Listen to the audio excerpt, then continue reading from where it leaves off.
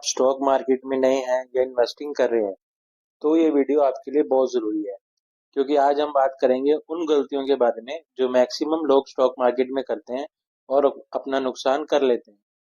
तो वीडियो को एंड तक ज़रूर देखना, क्योंकि आपका पैसा बचाने में मदद करेगा। So number 1, lack of research. सबसे पहला और कॉमन मिस्टेक, बिना रिसर्च के इन्वेस्टमेंट करना। कई लोग सिर्फ सोशल मीडिया या किसी दोस्त के कहने पर स्टॉक खरीद लेते हैं बिना कंपनी के फंडामेंटल्स जाने। कंपनी के फाइनेंशियल, प्रॉफिट मार्जिन और ग्रोथ आउटलुक को समझना जरूरी होता है। ये मिस्टेक क्यों है? ऐसे स्टॉक्स ले लेना जिनमें आपको बिजनेस का पता ही नहीं है तो काफी रिस्की हो सकता है। जिस चीज में आपकी नॉलेज ही नहीं है, कभी आपने एनालाइज ही नहीं किया, बस ले लिया।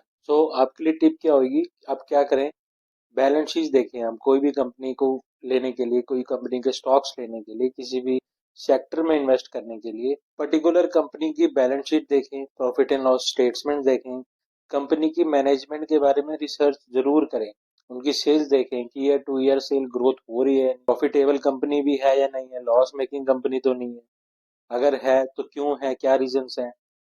अगर समझ ना आए तो ट्रस्टेड रिसर्च रिपोर्ट्स को पढ़ें, कंपनी के बारे में जरूर पढ़ें। Number second, chasing quick gains. तेजी से पैसा कमाने की सोच। बहुत सारे नए इन्वेस्टर जल्दी अमीर बनने के चक्कर में हाई रिस्क स्टॉक्स या पैनी स्टॉक्स ले लेते हैं, लेकिन ये स्टॉक्स ज्यादातर स्पेकुलेटिव होते हैं।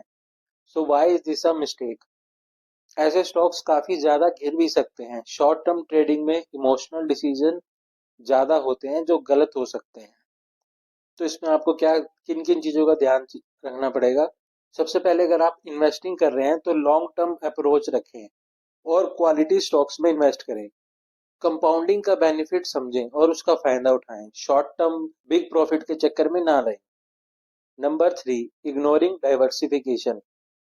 एक ही सेक्टर या एक ही टाइप के स्टॉक्स में पैसा लगाना बहुत ज्यादा बड़ा रिस्क हो सकता है। Why is this a mistake? अगर वो सेक्टर या कंपनी क्रैश हुई तो पूरा पोर्टफोलियो आपका रिस्क में चला जाएगा, डाउन चला जाएगा। एक ही सेक्टर के भरोसे बैठना या एक ही कंपनी में अपनी सारी इन्वेस्टमेंट लगा देना, ये स्मार्ट डिसीजन नहीं है। तो इसमें अब आपको क्या करना चाहिए, डिफरेंट सेक्टर में, जैसे आईटी भी, फाइनेंस, फार्मा भी, एफएमसीजी भी, सब में इन्वेस्ट करें, थोड़ा थोड़ा डाइवर्सिफाई करें। इक्विटी के साथ बॉन्ड्स और गोल्ड जैसे सेफ इन्वेस्टमेंट को भी कंसीडर करें। गोल्ड के आप ईटीएफ ले सकते हैं। Number 4, emotional decisions. इमोशंस के बेसिस पर इन्वेस्ट कभी भी ना करें। फियर और ग्रीड दोनों आपको गलत डिसीजन लेने पे मजबूर कर देते हैं।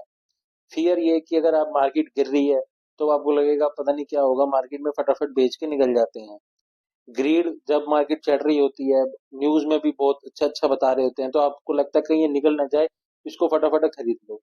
तो फियर और ग्रीड दोनों को ध्यान में रख के चलें। फॉर एग्जाम्पल, जब मार्केट गिरता है तो लोग पैनिक सेलिंग कर देते हैं, और जैसे कि मैंने बताया मार्केट ऊपर जाता है तो ग्रीड की वजह से वो ओवर बाइंग कर लेते हैं। अब इस किस चीजों का आपका ध्यान रखना है, लॉजिकल और डिसिप्लिन इन्वेस्टिंग को अपनाएं। अपने इन्वेस्टमेंट गोल्स को याद रखें और उन्हीं के हिसाब से चलें। Number 5, ignoring stop loss. कई इन्वेस्टर स्टॉप लॉस ही नहीं लगाते, जिसकी वजह से बड़े लॉसेस फेस कर लेते हैं। स्टॉक मार्केट कभी भी अनप्रिडिक्टेबल हो सकता है। अगर स्टॉक गिर रहा है तो स्टॉप लॉस लगाकर अपने नुकसान को लिमिट किया जा सकता है। ये नहीं कि अगर आपने इन्वेस्टमेंट कर दी, इसी के भरोसे बैठे रहें कि ये अब उठेगा, अब उठेगा, एक दिन तो ऊपर जाएगा। नहीं, अगर आपकी एनालिसिस के अकॉर्डिंग ये उससे ज्यादा नीचे जा रहा है तो स्टॉप लॉस बुक कर लें, अपना लॉस बुक कर लें। हर इन्वेस्टमेंट के साथ एक स्टॉप लॉस डिफाइन करें। शॉर्ट टर्म ट्रेडिंग कर रहे हो तो स्टॉप लॉस लगाना तो और भी जरूरी है। अगर आपने इन्वेस्टमेंट रखा है तो फिर आप क्वार्टरली या मंथली बेसिस पे उसको देख सकते हैं, लेकिन अगर स्विंग ट्रेड कर रहे हो आप सपोज, तो स्विंग ट्रेड में तो स्टॉप लॉस मैंडेटरी जरूर लगाना ही है आपको। 6 number point, following market hype.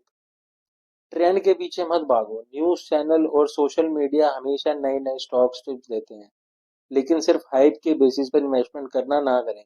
हम भी अपने चैनल पे यही बताते हैं, कोई भी इन्वेस्टमेंट अगर आप कर रहे हो, आपको चैनल पे भी कुछ बताया जा रहा है, अपनी एनालिसिस जरूर करो। ये नहीं कि किसी ने भी कोई स्टॉक बोल दिया बस जाके सीधा खरीद लिया, कि पता नहीं है वो कंपनी का क्या करती, क्या है, क्या बिजनेस है, बस ले लिया। ये चीज बिल्कुल भी ना करें। आईपीओ के हाइप या ट्रेंडिंग स्टॉक्स का क्रेज जरूरी नहीं है हमेशा प्रॉफिटेबल ही हो। तो आप हाइप को इग्नोर करके अपने एनालिसिस पे ध्यान दें।